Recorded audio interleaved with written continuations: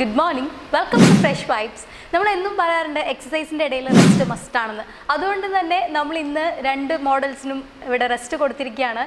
നമ്മുടെ കൂടെ ഇന്ന് instructor cum coach cum physiotherapist cum അങ്ങനെ എല്ലാമായ ശരച്ചേട്ടനുണ്ട്. ഇത് ചെറിയൊരു ഡിസ്കഷനിലേക്ക് നമ്മൾ പോകുന്നത് ബിക്കോസ് ഇപ്പം ചൂടുകാലമൊക്കെ ആയി, സമ്മർ സീസൺ ആയി. അപ്പോൾ ഈ സമ്മർ സീസണിൽ വേണ്ട സ്പെഷ്യൽ എക്സസൈസസ് ഉണ്ടോ, അതോ ഇനിയിപ്പം വെക്കേഷൻ ആയത് കാരണം ഇപ്പോൾ കുട്ടികളൊക്കെ ഒരുപാട് കളിക്കാൻ, ഇപ്പോൾ ചൂട് കാരണം പുറത്ത് കളിക്കാൻ പോലും പോകാൻ പറ്റില്ല, അപ്പോൾ അത് കാരണം ഈ ജിമ്മിലൊക്കെ വന്ന് എക്സസൈസ് ഒക്കെ ചെയ്യാൻ പറ്റുമോ, അങ്ങനെയുള്ള കാര്യങ്ങളൊക്കെ നമുക്ക് എന്തായാലും ചോദിച്ചറിയാം. So welcome to fresh vibes. Start fresh, feel fresh.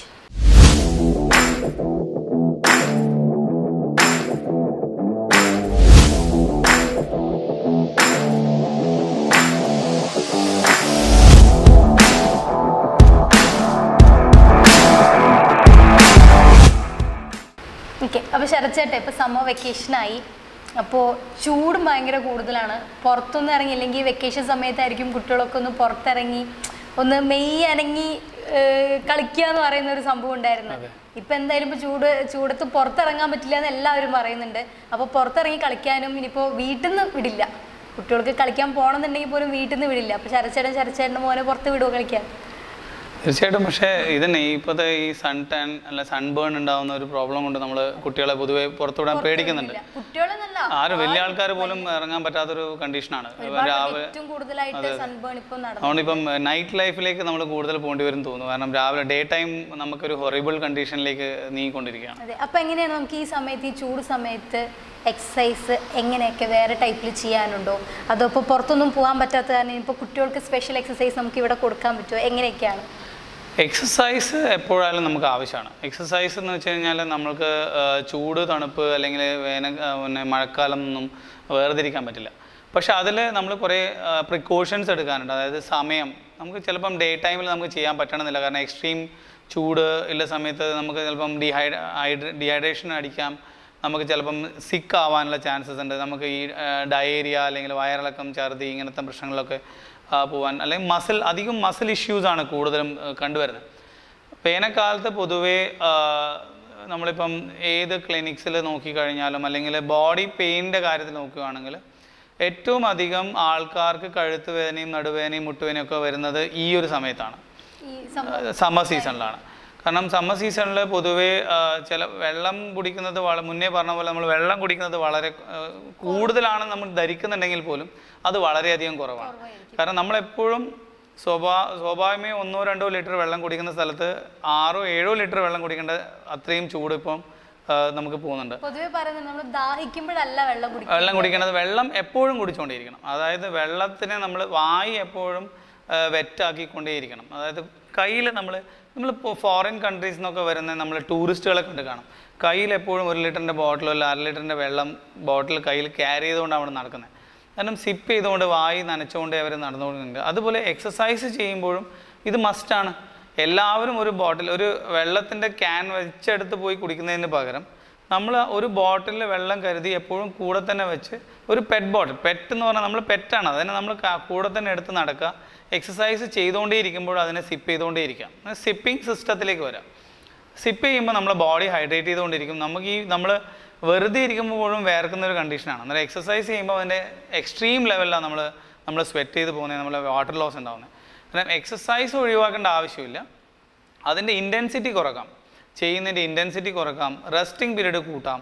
അതുപോലെ വെള്ളം കുടിക്കുന്നത് നല്ലോണം എപ്പോഴും കുടിച്ചുകൊണ്ടേയിരിക്കാം.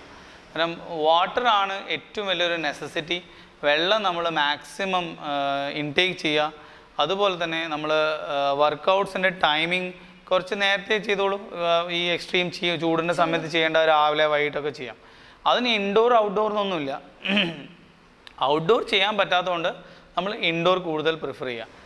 പ്രത്യേകിച്ച് വെക്കേഷൻ ടൈം ആയതുകൊണ്ട് കുട്ടികൾക്ക് ഭയങ്കര റെസ്ട്രിക്ഷൻസ് ആണ്. അവരെ ഇങ്ങനെ നമ്മൾ ചങ്ങലക്കിട്ട ഒരു അവസ്ഥയാണ്. കാരണം അവർക്ക് പുറത്ത് കളിക്കാൻ പറ്റുന്നില്ല, സൈക്ലിങ്ങും ചെയ്യാൻ പറ്റുന്നില്ല, അല്ലെങ്കിൽ ഗെയിംസ് ഒന്നും ചെയ്യാൻ പറ്റുന്നില്ല.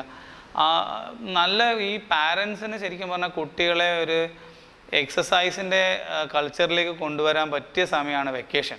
കാരണം അവർക്ക് ഫ്രീ ടൈം നമ്മൾക്ക് ഈ ഡ്രോയിങ് ക്ലാസ്സിനും കമ്പ്യൂട്ടർ ക്ലാസ്സിനും അതുപോലെ റിലീവ് ചെയ്യണം.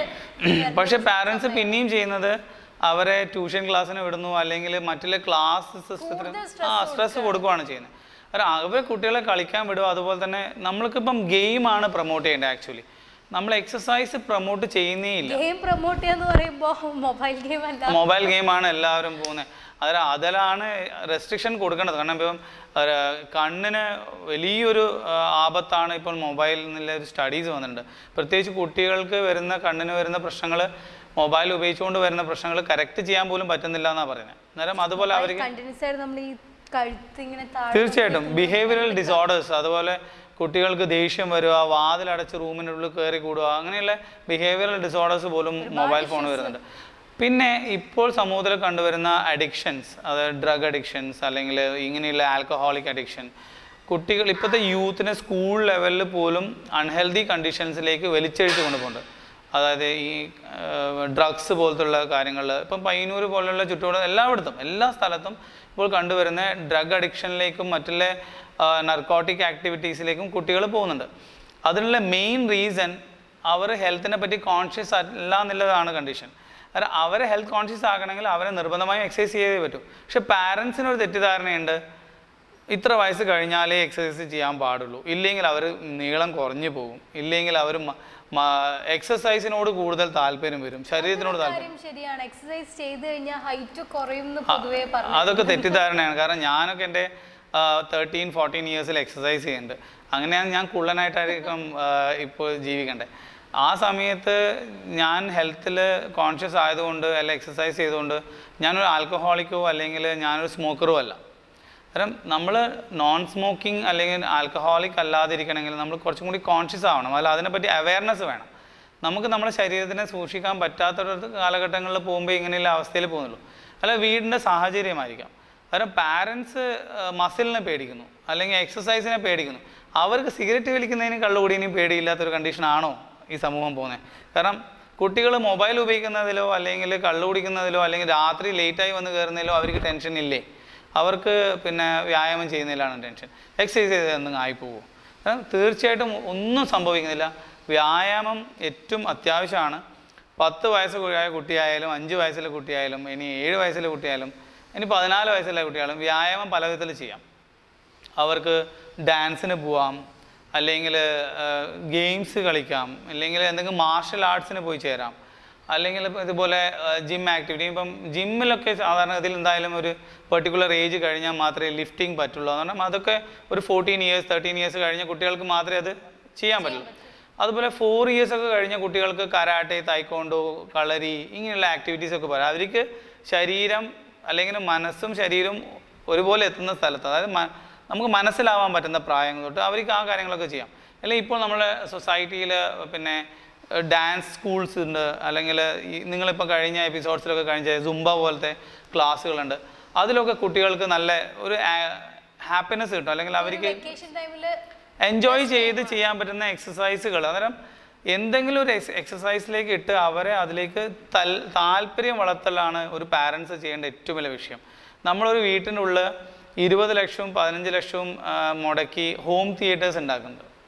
പുതിയ വലിയ ബിഗ് സ്റ്റോറി ബിഗ് ബഡ്ജറ്റ് വീടുകളിൽ. അതിന് പകരം 1-2 ലക്ഷം രൂപ ചിലവാക്കി ഒരു ചെറിയൊരു ഹോം ജിം സെറ്റ് ചെയ്യുകയാണെങ്കിൽ നമ്മൾ നല്ലൊരു സമൂഹത്തിനെ വാർത്തെടുക്കുക ചെയ്യുന്നത്. കാരണം അവർ ഇനി എല്ലാവർക്കും ചെയ്യാം. ഡയബറ്റിക് ആവുന്നതോ അല്ലെങ്കിൽ നമ്മൾ കൊളസ്ട്രോൾ വന്നു എന്നുള്ള ഒരു കംപ്ലയിൻസിൽ അല്ലെങ്കിൽ ഒരു ജിമ്മിനെ ആശ്രയിക്കുന്ന ഒരു കണ്ടീഷൻസൊക്കെ മാറ്റിയെടുക്കാം. ഇനിയൊക്കെ നമുക്ക് സമയമില്ലാത്ത കാലഘട്ടം വരാൻ പോവാണ്. ഇതൊക്കെ വീട്ടിൽ നമുക്ക് ചെയ്ത് വളരെ ഭംഗിയായിട്ട് വീട്ടിൽ നിന്ന് ചെയ്യാം. കാരണം ആ കൾച്ചർ ഇപ്പോൾ നിങ്ങൾക്ക് നല്ലൊരു ടൈമാണ്. ഈ ഒരു സമ്മർ വെക്കേഷനിൽ പാരൻസ് കുറേ ഫ്രീ ആണ്, പാരൻസിനും ജിമ്മിൽ പോവാം, കുട്ടികൾക്കും പോവാം. പക്ഷെ എല്ലാവരും പേടിയാണ്, കുട്ടികൾക്ക് ലീവായി ഇനി ഞാൻ വീട്ടിൽ പിന്നെ ഇരിക്കണം. വെക്കേഷൻ എന്ന് പറഞ്ഞു കഴിഞ്ഞാൽ പാരൻസ് ആദ്യം ചിന്തിക്കുന്നത് നെക്സ്റ്റ് ഇയറിലേക്ക് വേണ്ട സംഭവങ്ങൾ കൊടുക്കണം, വേറെ കോച്ചിങ്ങിന് കൊടുക്കണം, വലുതാകുമ്പോൾ ഡോക്ടർ ആവണം, ഇപ്പൊ തന്നെ എൻട്രൻസ് കോച്ചിങ്ങിന് വിടണം. 2ാം ക്ലാസ് പഠിക്കുന്ന കുട്ടികളെ പാരൻസ് പോലും പറയുന്നത് ഞാൻ കേട്ടിട്ടുണ്ട്, ട്യൂഷന് വിടണം. കാരണം കുട്ടികൾക്ക് ട്യൂഷൻ പോയിട്ട് അവർക്ക് നേരെ വണ്ണം സ്കൂളിൽ പോകാൻ പോലും മടിയുള്ള പ്രായത്തിൽ അവർ സ്കൂളിൽ പറഞ്ഞേക്കുന്ന ട്യൂഷൻ പറഞ്ഞേക്കുന്നത് കൊണ്ട് അർത്ഥമില്ല. കാരണം എക്സസൈസ് പിന്നെയും അവർക്ക് ഇൻട്രസ്റ്റിംഗ് ആയിരിക്കും. ഇപ്പം നമ്മളുടെ സ്ഥാപനത്തിലൊക്കെ 10 വയസ്സുള്ള കുട്ടികളൊക്കെ വരുന്നുണ്ട്. 10 വയസ്സ് ഇപ്പം ലേറ്റസ്റ്റ് ഒരു കുട്ടി വന്ന് ജോയിൻ ചെയ്ത് സെക്കൻഡ് സ്റ്റാൻഡേർഡിൽ പഠിക്കുന്ന കുട്ടിയാണ്, ഒബേസിറ്റി കണ്ടീഷനാണ്, 64 കിലോ ഉണ്ട്. സ്വാഭാവികമായി 64 kg ഒരു 2ാം ക്ലാസ് പഠിക്കുന്ന കുട്ടിക്ക് വരുവാന്ന് വെച്ച് പറഞ്ഞാൽ ആ കുട്ടി സോഡ ഗ്ലാസ് പോലത്തെ കണ്ണട ഇട്ടിട്ടുണ്ട്, അല്ലെങ്കിൽ അവൾക്ക് എക്സസൈസ് ഒന്നുമില്ല, ബേക്കറീസ്, ചോക്ലേറ്റ്സ്, ഐസ്ക്രീംസ് ഇതൊക്കെയാണ് കഴിക്കുന്നത്. അതിന് പാരൻസ് പറയുന്നത് അവൾക്ക് അതാ ഇഷ്ടം. അവളുടെ ഇഷ്ടമല്ലല്ലോ നമ്മളെ വിഷയം. നമ്മളെന്താണോ അവർക്ക് കൊടുക്കുന്ന, നമ്മളാണ് അവർക്ക് ആ ഇഷ്ടം വളർത്തുന്നത്. സ്വാഭാവികമായും ജനിക്കുമ്പോൾ തന്നെ ആരും ചോക്ലേറ്റ് തിന്നുകൊണ്ടല്ല വരുന്നത്. അത് നമ്മൾ എന്താണോ അവർക്ക് പറഞ്ഞു കൊടുക്കാൻ പറ്റുന്നത് അതാണ് അവരുടെ ഇഷ്ടം. നമുക്ക് എക്സസൈസ് പറഞ്ഞു കൊടുക്കാൻ പറ്റുവാണെങ്കിൽ ഏറ്റവും നല്ലൊരു പിന്നെ ഏറ്റവും വലിയൊരു മഹത്വമായ കാര്യമാണ് അത്. അവരെ നമുക്ക് അതിലേക്ക് കൾച്ചറിലേക്ക് കൊണ്ടുവരാൻ പറ്റുവാണെങ്കിൽ നമുക്ക് എപ്പോഴും നല്ലൊരു സമൂഹത്തെ വാർത്തെടുക്കാം. ഇന്ന് ഈ അഡിക്ഷൻ പോലത്തെ പ്രശ്നങ്ങളിൽ നിന്ന് ഒഴിവാക്കാം. കാരണം കുട്ടികൾക്ക് ഹെൽത്തിനെ പറ്റി കോൺഷ്യസ് ആവും. അവർ ജിമ്മിൽ പോട്ടെ, ജിമ്മിൽ പോയി വൈകുന്നേരം 1 മണിക്കൂർ സ്പെൻഡ് ചെയ്യട്ടെ. അന്നേരം അവർക്ക് അവരെ ഹെൽത്തിനെ പറ്റി അവർക്ക് ചിന്തിക്കാനുള്ളൂ. ഹെൽത്തിനെ പറ്റിയും ഒന്നുണ്ടാവും, പിന്നെ പുറത്തൊരു സൊസൈറ്റിയായിട്ട് ബന്ധം ഉണ്ടാവും. ഇപ്പം സോഷ്യൽ നമ്മൾ സയൻസിലൊരു കാര്യമാണ്, അത് വലിയൊരു കാര്യമാണ്. നമ്മൾ സിക്ക് ആവാനുള്ള റീസൺ അല്ലെങ്കിൽ നമുക്ക് രോഗം മാറാനുള്ളൊരു കണ്ടീഷൻ ഒരിക്കലും വ്യായാമമല്ല. ഒരിക്കലും നമ്മൾ രോഗിയാവാതിരിക്കാനുള്ള ഒരു പ്രതിവിധി അല്ലെങ്കിൽ സൊല്യൂഷൻ എക്സസൈസോ ഡയറ്റോ അല്ല, സോഷ്യൽ കമ്മിറ്റ്മെൻറ്റ്സ് അല്ലെങ്കിൽ സോഷ്യൽ കോണ്ടാക്ട്സ് ആണ്. ഫസ്റ്റ് പ്രിഫറൻസ് എപ്പോഴും സോഷ്യൽ കോണ്ടാക്ട്സ് ആണ്. കാരണം കുട്ടികളെ കല്യാണത്തിന് കൂട്ടിക്കൊണ്ട് പോവുക, അല്ലെങ്കിൽ പിന്നെ പബ്ലിക് ഫങ്ഷൻസിന് കൂട്ടിക്കൊണ്ട് പോവുക, ഒക്കേഷൻ ടൗണിലൂടെ കൂട്ടി നടക്കുക, ആൾക്കാരെ പരിചയപ്പെടുത്തുക, നമ്മളെ റിലേഷൻസിനെയും നമ്മളെ ബന്ധങ്ങളെയും അവരിലേക്കും കൂടി പരിചയപ്പെടുത്തുക. അന്നേരം അവർ സോഷ്യലി ആക്റ്റീവ് ആവുമ്പോൾ, പബ്ലിക്കലി ആക്റ്റീവ് ആകുമ്പം അവർക്ക് മെൻ്റൽ ഹെൽത്ത് കൂടും, രോഗം കുറയും. എന്തുകൊണ്ടാണ് പൊളിറ്റീഷ്യൻസ് വളരെ 90-ലും 100-ലും വളരെ ആക്റ്റീവായി നിൽക്കുന്നത്? അവർ ഫുൾ ടൈം എൻഗേജ്ഡ് ആണ്, സോഷ്യലി കമ്മിറ്റഡ് ആണ്.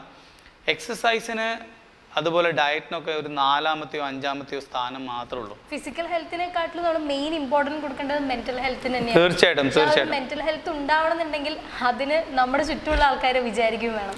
മെന്റൽ ഹെൽത്ത്, സോഷ്യൽ കമ്മിറ്റ്മെന്റ്സ് ആവശ്യമാണ്, കൾച്ചർ ആവശ്യമാണ്, പോസ്ചർ ആവശ്യമാണ്, നമ്മളെ ജീവിത ശൈലികൾ, ഡ്രസ്സിങ് എല്ലാം ആവശ്യമാണ്. ഇതിനൊക്കെ ശേഷം ആണ് നമ്മൾ എക്സസൈസും ഡയറ്റും. കാര്യം കൂടി ഉണ്ട്, ഈ ഒരു മെന്റൽ ഹെൽത്ത് മെന്റലി നമ്മൾ നല്ല പ്രസന്റ് ആയിട്ടും അതുപോലെ ഇരിക്കണമെങ്കിൽ നമുക്ക് നമ്മുടെ അടുത്തൊരു കോൺഫിഡൻറ്റ് വേണം. അതിന് ഫിസിക്കൽ ഹെൽത്തും അത്യാവശ്യമാണ്. അതാണ് പറഞ്ഞത്, ഇതൊക്കെ ഒരു ചാനലാണ്, ഒരു കണക്റ്റഡ് ആണ്. പക്ഷേ നമ്മൾ അതിലേക്ക് വളർത്തിയെടുക്കേണ്ടത് ഉത്തരവാദിത്വം നമുക്കുണ്ട്. നമ്മൾ ഓരോ ദിവസവും നമ്മൾ അതിനെ മോശമാക്കി കൊടുക്കുകയാണ്, നല്ലതാക്കുന്നേ ഇല്ല. കാരണം ആൾക്കാർ എന്തിനോ വേണ്ടി ഓടുന്നതിനിടയ്ക്ക് പല കാര്യങ്ങളും നമ്മൾ മറന്നു പോകുന്നു, പല കാര്യങ്ങളും നമ്മൾ പേടിക്കുന്നു. നമ്മൾ എന്തിനാണോ പേടിക്കേണ്ടാത്തത് അതിനെ നമ്മൾ പേടിക്കുകയും, എന്തിനാണോ നമ്മൾ പേടിക്കേണ്ടത് അതിനെ നമ്മൾ സ്വീകരിക്കുകയും ചെയ്യുന്ന ഒരു കാലഘട്ടമാണ്. ഇപ്പോൾ ചേട്ടൻ എന്താണ് ഈ ചോക്ലേറ്റിൻ്റെ കാര്യം പറഞ്ഞപ്പോൾ ഞാനൊരു കാര്യം വരച്ചത്, അതായത് കുട്ടികളിപ്പം കരയുന്ന സമയത്ത് വേഗം ഫോൺ അങ്ങ് കയ്യിൽ കൊടുക്കും, കളിച്ചു. അതിപ്പോൾ ഫോൺ ഇട്ടിക്കഴിഞ്ഞാൽ എന്തോ ഒരു സാധനം വിചാരിച്ചാൽ അത് കളിച്ചുകൊണ്ടിരിക്കുമ്പോൾ പിന്നെ അതിലങ്ങ് അഡിക്റ്റഡ് ആവും. അപ്പോൾ അത് എന്തെങ്കിലും വാശി വരുന്ന സമയത്ത് നേരെ അങ്ങ് ഫോൺ കൊടുക്കും. അതുപോലെ ചോക്ലേറ്റ് അവർക്ക് എന്തെങ്കിലും ഒരു എന്താണ് കരഞ്ഞുകൊണ്ടിരിക്കുമ്പോഴായിരിക്കും ചിലപ്പോൾ ചോക്ലേറ്റ് കൊടുക്കുന്നത്, അത് പിന്നെയും അത് വീണ്ടും കൊടുക്കും. അപ്പോൾ പിന്നെ കുട്ടികൾ സ്വാഭാവികമായിട്ടും വിചാരിക്കും കരഞ്ഞു കഴിഞ്ഞാൽ ചോക്ലേറ്റ് കിട്ടും, അപ്പോൾ കരയാൻ തുടങ്ങും, കരഞ്ഞു കഴിഞ്ഞാൽ ഫോൺ കിട്ടും, കരയാൻ തുടങ്ങും. അങ്ങനെ അവർക്ക് നമ്മളാണ് ശരിക്കും പഠിപ്പിക്കുന്നത്. ശരിക്കും കുട്ടികളുടെ ആവശ്യത്തിനും ഇഷ്ടത്തിനും നമ്മൾ നിൽക്കണം, പക്ഷെ അതൊരു പരിധിക്ക് അങ്ങ് പോകാൻ പാടില്ല. അവരുടെ വാശി എപ്പോഴും ഗാഡ്ജറ്റ് ലൈഫ് അല്ലെങ്കിൽ ഗാഡ്ജറ്റ് ലൈഫ് എന്ന് പറയുന്നത് നമ്മൾ പറയുന്നില്ലേ, ആ കുട്ടിക്ക് മൊബൈൽ ഫോണേ ആവശ്യമുള്ളൂ. അത് സ്വാഭാവികമായും നമ്മൾ തന്നെയാണ് അതിൻ്റെ കുറ്റവാളി. ഇപ്പം ഈ ഐശ്വര്യ പറഞ്ഞ പോലെ അത് ഇപ്പം രക്ഷിതാക്കൾക്ക്, ഇപ്പം എസ്പെഷ്യലി മദേഴ്സിന് അവർക്ക് ഫ്രീ ആവാൻ വേണ്ടി അവരെ കാര്യങ്ങൾ അടുക്കളയിൽ കിച്ചൺ വർക്കായാലും അവർക്ക് മൊബൈൽ ഫോണിലായാലും അവർ ഫ്രീ ആവാൻ വേണ്ടിയിട്ട് അവർ ചെയ്ത് കൊടുക്കുന്ന ഒരു വലിയൊരു കുറ്റം ആണ് ഈ TV, കാർട്ടൂൺസ് അല്ലെങ്കിൽ മൊബൈൽ ഫോൺ. അതുപോലെ പണി കുറക്കാൻ വേണ്ടിയിട്ട് നമ്മൾ ഉണ്ടാക്കുന്ന കൾച്ചറാണ് മാഗി അല്ലെങ്കിൽ ഫാസ്റ്റ് ഫുഡ് ഐറ്റംസിലേക്ക്, ഹോട്ടൽ ഫുഡിലേക്ക് പോകുന്നത്. ഇതൊക്കെ നമ്മൾ അവരെ വളർത്തിയെടുക്കുന്നതാണ്. ഇതിൻ്റെ ടേസ്റ്റ് കൊണ്ടൊന്നല്ല അവർ വളരുന്നത്. അന്നേരം അവർ സ്വാഭാവികമായും ഇതിനോടില്ല, ഈ കളറിനോടും ടേസ്റ്റിനോടും. കാരണം നമുക്ക് ഇതിൻ്റെ ടേസ്റ്റ് ഇഷ്ടപ്പെട്ടാൽ പിന്നെ നമുക്ക് വേറെ ഒന്നും നമുക്ക് ഇഷ്ടപ്പെടാനില്ല. കാരണം അതിൻ്റെ അതാണ് അതിൻ്റെ പ്രത്യേകതയും. ഇങ്ങനെയുള്ള അരിയേറ്റഡ് ഡ്രിങ്ക്സ് അല്ലെങ്കിൽ ഫാസ്റ്റ് ഫുഡ് ഐറ്റംസിൻ്റെ പ്രത്യേകത എന്ന് വെച്ചാൽ നമുക്ക് അതേ പിന്നെ ഇഷ്ടപ്പെടാനുള്ളൂ. മറ്റുള്ള നല്ല ഭക്ഷണങ്ങളൊക്കെ നമുക്ക് ശത്രുവായി മാറും. നമ്മൾ ജിമ്മിൻ്റെ കാര്യം പറഞ്ഞിട്ടായിരുന്നു തുടങ്ങിയത്, പക്ഷെ നമ്മൾ പറഞ്ഞ് വേറൊരു സ്ഥലത്തെത്തി. പക്ഷെ ശരിക്കും ഇത് കോമൺ ആയിട്ട് എല്ലാവരും മനസ്സിലാക്കേണ്ട ഒരു കാര്യമാണ്. നമ്മൾ ടോപ്പിക്കിൽ നിന്ന് മാറിപ്പോയെന്നൊന്നും ഇല്ല, ബിക്കോസ് ഇതെല്ലാവരും അറിഞ്ഞിരിക്കേണ്ട ഒരു കാര്യമാണ്. നമ്മൾ ഇന്നത്തെ ഈ ഒരു ജനറേഷനിൽ ആരും ശ്രദ്ധിക്കാതെ പോകുന്നതാണ്, ഈസി ആയിട്ട് അങ്ങ് വിടും. പക്ഷെ അതെല്ലാം നമുക്ക് തന്നെയാണ് നെഗറ്റീവായിട്ട് അഫക്റ്റ് ചെയ്തുകൊണ്ടിരിക്കുന്നത്. സോ എല്ലാവരും ഇതെല്ലാം ശ്രദ്ധിക്കാൻ നോക്കുക. ഇനിയും ഇതുപോലുള്ള ഒരുപാട് ഇൻട്രസ്റ്റിംഗ് ടോക്സ് ആയിട്ട് ഫ്രഷ് വൈബ്സിലൂടെ വീണ്ടും കാണാം. It's me Aishwarya signing off. Fresh vibes, start fresh, feel fresh.